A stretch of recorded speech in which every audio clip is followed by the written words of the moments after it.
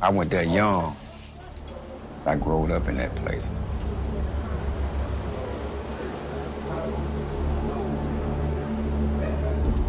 When you look out in the field at Angola and slavery don't come to your mind, something wrong. In Louisiana, we still are in that era.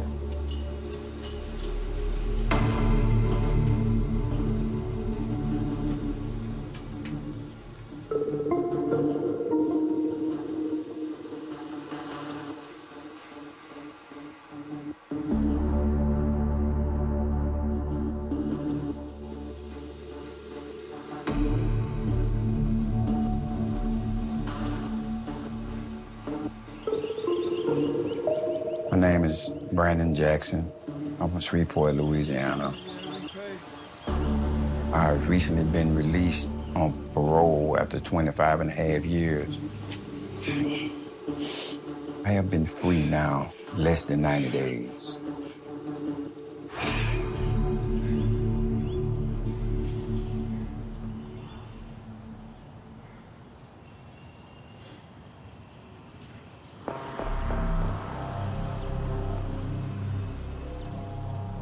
I'm confined in David Wade Correctional Center. My focus is not just to become free. My focus is to reach out and help other individuals that's in the same place I am to become free too. The day that I leave, that won't be the last time that they see me. I'm really gonna become probably one of the best advocates that they ever seen as far as trying to help these guys get out, you know, to get these laws changed. That's where my drive is right now. That's where my head is right now.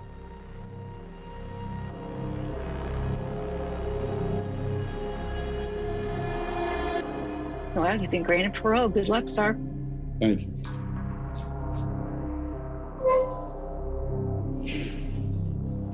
Ms. Reynosa, I believe we're ready to close out at David Wade.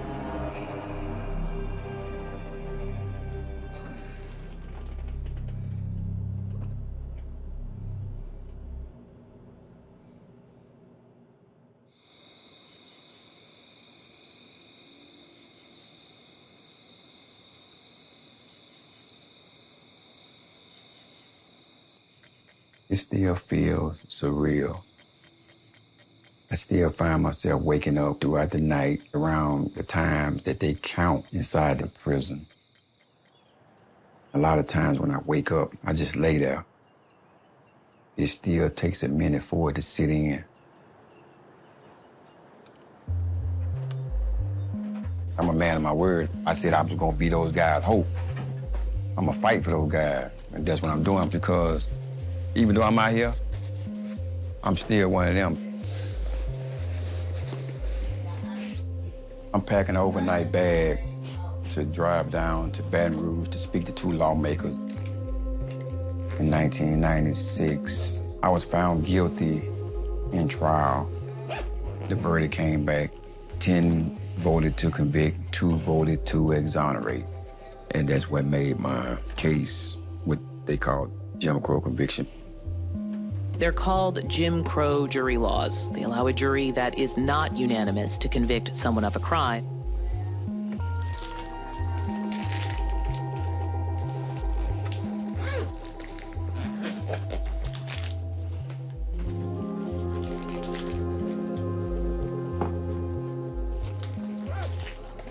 It affected me.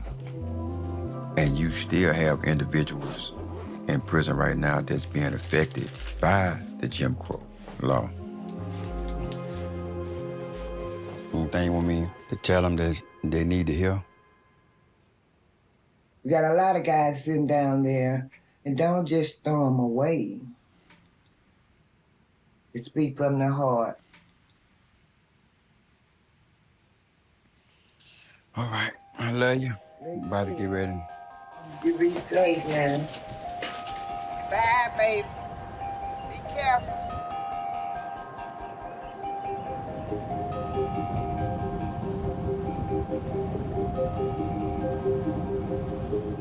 Getting out of prison after 25 years, it's like all of a sudden you get dropped off in China.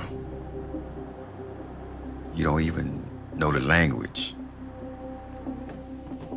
In '96, they only had the beepers. Yeah, that's all right. I still don't know how to set up a voicemail. All right. Thank you. It's hard to adjust. That's straight. This way. Come on back. I feel comfortable more around people out here that been in prison. I just reached out to Sean. He only been home 2 or 3 months before me. He already doing good. Brandon did 25 years. I did 10 years. I ain't gonna lie, bro. Once you get here, people don't understand the things that we've been through, you know what I'm saying? Yep.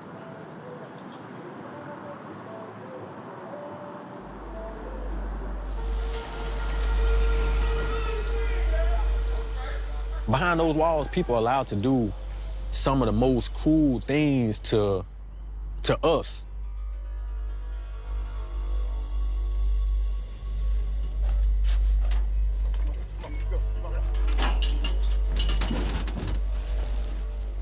Every prison in the state of Louisiana are built on slave plantations, and they drive you like slaves. They got their horses, they got their four-wheelers, they got their guns. They watching over you, telling you to get back to work. You had the guards come kicking on your bed if you ain't out the bed by 5:30. With them just, you know, driving you and pushing you to work for free. The whole system of Angola is slavery. Yes, sir, no, sir. Get your ass in line. Do this. You saying that that's Angola. When I went to Angola in 1991, I was 17 years old. At that time, it was a real difficult place to survive. Hey, man. Good to see you. I met Terrence 1998 in A Block inside Angola. Being in prison teaches you to cut off your emotions. This is a direct result of slavery. A slave was taught not to love nobody because the person you love is the person that could get sold. But when you do that, you're taking away pieces of your humanity. So coming home, it's hard to kind of like transition because in society it's not normal. People don't shut their emotions off like that. You have been psychologically reprogrammed. And that psychology lasts a lifetime. Sometimes we don't ever recover from those traumatic experiences of just shutting ourselves off. Biggest challenge for Brandon right now is coping with the next person, you know, especially on a job. Last week, I ended up getting a job. With someone telling you what to do. It puts you in a mind frame to like, you talking just like this guard. Man, he talking to me like I'm still in prison. They had sent out a mass text and told us to just show up to work this morning at 6 a.m. So that's what I did. I was here like 5:30 because I feel like if I get here at 6, I'm late. How many more dishes we gotta dig, man? Just these. We the construction crew. Right now, this pool probably almost be done. While I was in prison, I spent many years being a nursing assistant. I was working in hospitals. That's why all the really sick offenders, I'm talking about cancer, AIDS, paralyzed. I love taking care of people. I used to bathe them, feed them, read their mail to them. You name it, I did it. So I was basically the nurse. I know I can be a nurse out here, but they're not gonna give a person that been to prison got an X on his back, that opportunity. But you know what? I'm just glad that I had this opportunity to get this job because now I can help my mom.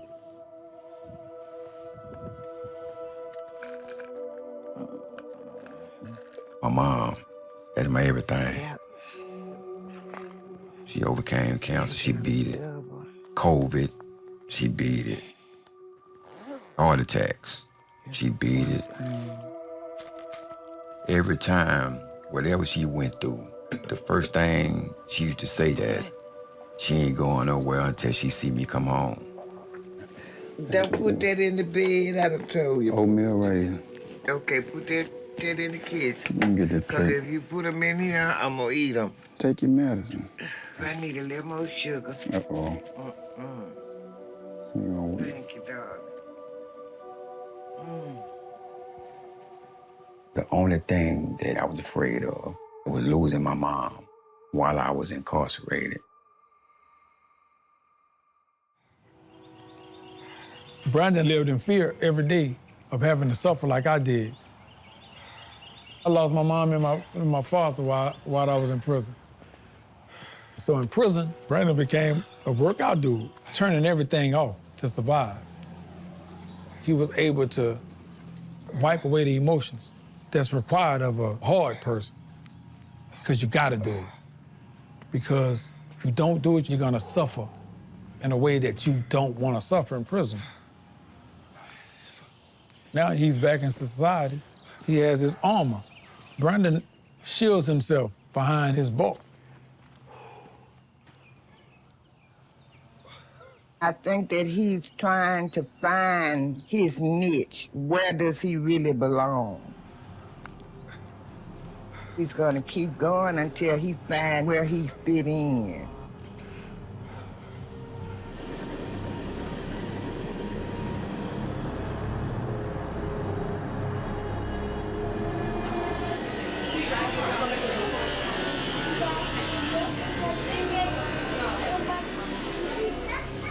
I don't want to have to fit in. I want to be embraced. You ready? Yeah, I'm ready. But it doesn't work that way. I don't feel like I'm accepted. We paranoid, we always watching. I'm on parole for 17, 18 more years. It's the simplest thing that can violate me or send me back to prison. In the parole system, if you do the wrong thing, it could all be snatched away from you. Okay. All right, I'll be back. You took your medicine? You gonna be all right? I gotta step out, go pay this parole. Oh, Lord. Today is another day. Day the 1st. So right now, my parole fee is $63 a month. And I'm gonna have to pay him at least 187 times. And so the total would be $11,781. I'm free, but I'm not free because I'm still really basically under the Department of Corrections. It's still that ball and chain on my ankle. He's done 25 years. He still got to report to a man with a gun and a badge. This man came to my door 6 o'clock this morning looking for him. He's not locked up, but he still got a master. Because that probation officer can revoke him and send him back. He's free, he's not free.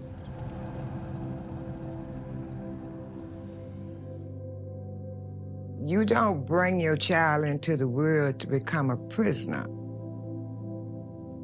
No matter how long he was gonna be in prison, I was gonna be his ride and die, because he didn't have anyone else. I'd never been ashamed of him going to prison, and he was worthy. When I saw that graveyard, he told me one time, please don't let him be buried in Angola. Those are guys that parents didn't go get them when they died. It has these people incarcerated for life. Some of them will never get out. To see him walk out a free man. It was audacious. It was just exhilarating. It's something that you can't explain. Because I'd waited so long. And I worked so hard.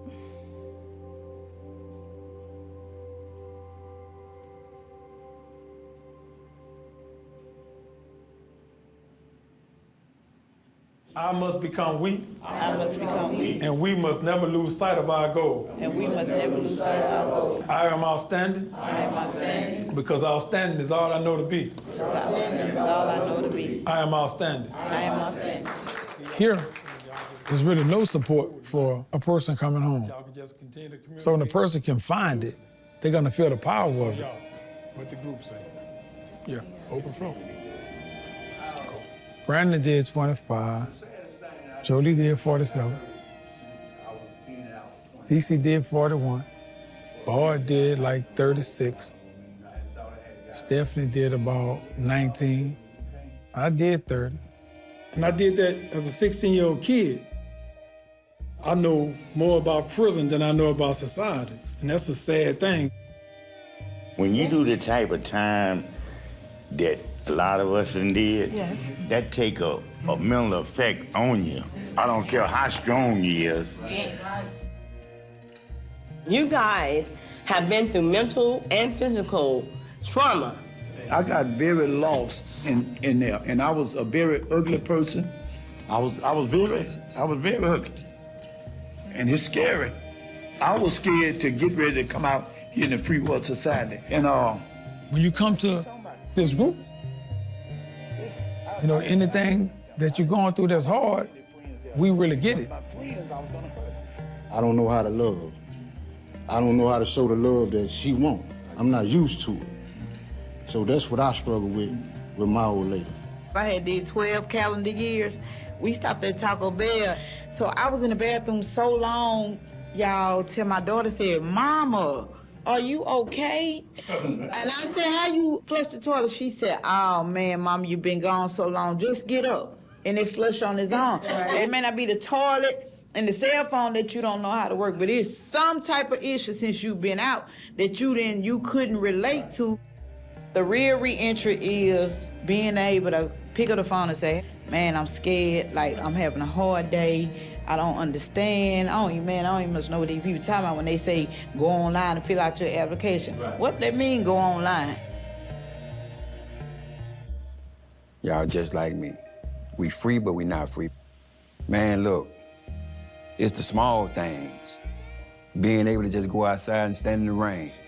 Being able to ride in the car with no shackles on your feet, no chains around your waist, no locks around your wrists, nobody telling you to shut up, nobody telling you when to eat, when to sleep, when to go to bed. We've been through that. We've been through that. I'm still adjusting. I've been trying to continue to keep my word and do what I said I'm gonna do.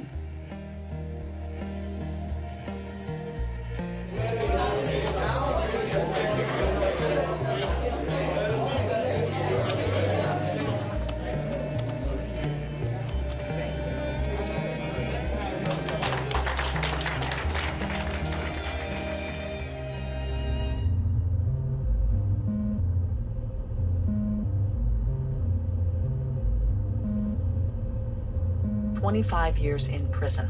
Brandon Jackson served that time for armed robbery, even though some members of the jury found him not guilty. There are about 1,500 other prisoners in the state who were convicted by split juries and are still in prison, despite the Supreme Court ruling those verdicts unconstitutional.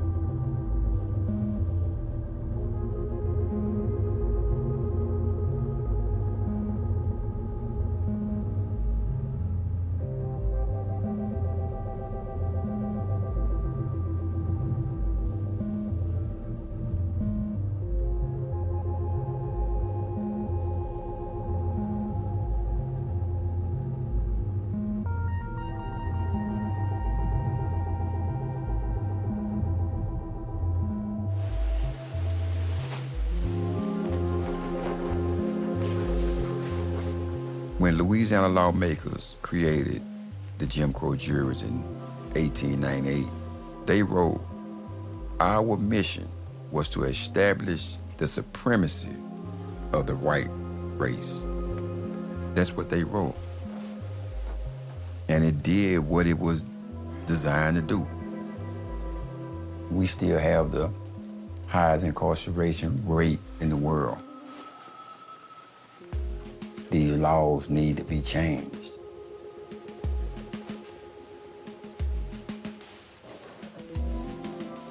I come along, but I stand for thousands.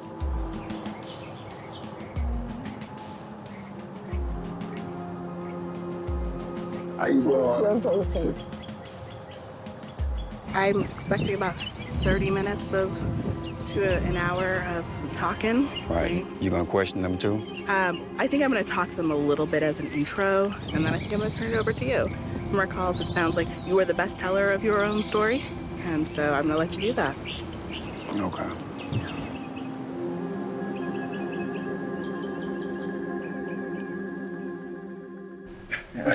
My pleasure. My pleasure to meet you. Hello, how are you? Good. Well, thank you for giving up some time for this conversation.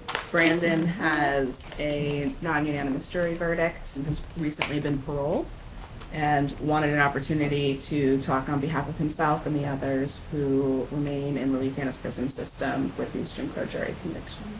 I received a life sentence for a crime that I didn't commit. 10 white jurors found me guilty, 2 blacks didn't. I did 25 and a half years. I watched all my family members die. We can't confuse law with justice. We can't do that. Because we all are in agreement that this is a racist law. The Supreme Court ruled that it was unconstitutional, but they ruled it prospective instead of ruling it retroactive. But if it's unconstitutional, shouldn't it be unconstitutional for all? Yes. And that's why I'm sitting here today. I'm alone right now, but I'm standing for thousands. Because I was crying the same way that they still are crying behind those bars. Sometimes it takes, new faces to come in. Given the opposition that we're facing, and look, we're gonna fight. We're gonna fight like hell. I hope it doesn't take that long. You get knocked down on your back and you can look up, we're gonna get up, we're gonna continue to fight. Whatever you need me to do, just call me. I'm coming, I'm there. Appreciate you, man. I ain't gonna stop. You're gonna take a lot of people proud. You're gonna help a lot of people too. My husband is a victim of Jim Crow. Hey, how you doing? My brother was convicted of a Jim Crow jury. Hearing your voice and knowing you're free, man, that just makes me, that give me hope. You know what I'm saying? It makes me feel like, man, I got a shot. And we growed up there. We fought together. We cried together. I want to see y'all free. I'm going to do what I can do. I'm going to do it till the day I die. I'm going to fight for those guys. It keeps me grounded, keeps me hopeful. Ain't good, huh? Oh, man, lovely. Love you, brother. We're organizing this trip to go to New Orleans for the 10-2 oral arguments. All of us that's going are all formerly incarcerated people. So it's just us going to show our support. Show them the muscles you got.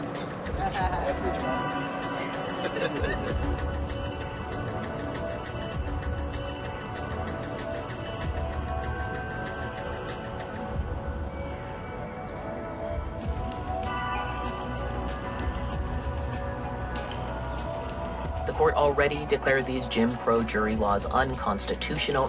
What's at stake now is whether that should be retroactive, whether the people still imprisoned by a non-unanimous verdict must face a new trial. We are here today to lift our voices before the heavens in light of light, before these courts, to let them know that the ruling that is on tomorrow will be in the favor of those of freedom. seeking freedom. And so today change is on the way. All we got to do is hold on. Yes. Yes. When we fight, we win. We win. I said when we fight, we win. We win. What do you hope happens tomorrow? I'm hoping that justice be served. If that's an unconstitutional law, why can't you overturn it? Let's make it retroactive.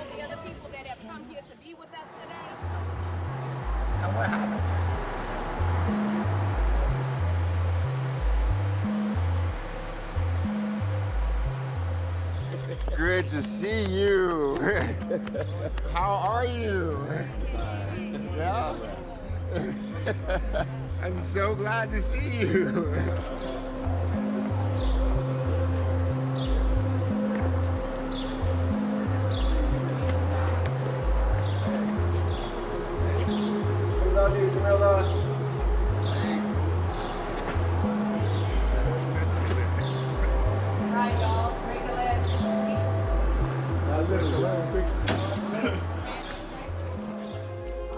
May it please the court. In this state, we believe that people are innocent until proven guilty. But hundreds of predominantly Black Louisianans remain in prison despite never having a constitutional verdict. And they do so based on Louisiana's last Jim Crow law. And we can fix that here. We're waiting on Jamila.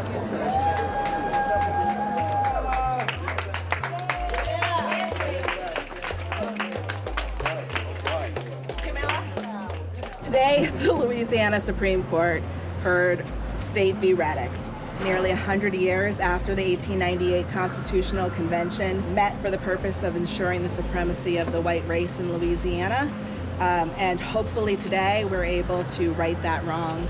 I feel like this is a case with the opportunity to really heal Louisiana. They can wait. Amen. Thanks so much.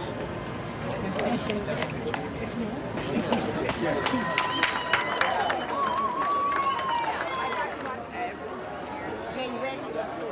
Yeah, thank you.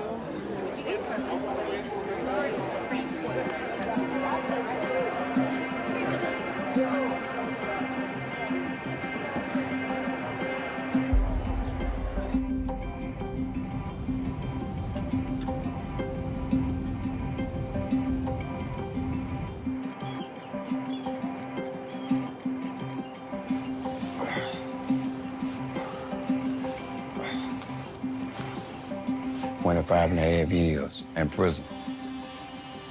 Some of the things, you don't even want to feel no more. That's why, I shut down. But that don't mean that I ain't listening. I just look at that as strength, what I went through. And what we got today? But we got some more chicken. It don't mind now. We gonna eat so much chicken, we gonna have feathers on us. Thank you. Potatoes, macaroni and cheese, bread, that's a lot of starch. I'll tell you this here. It's better than beans and oatmeal.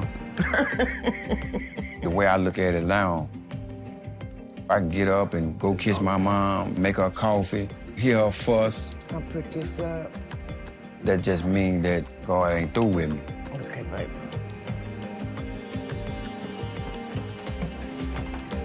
Being able to fight against a system that was already stacked against us, that means the world to me. I'm hoping that the fight that I took on makes a difference. That's the only way that something is going to change.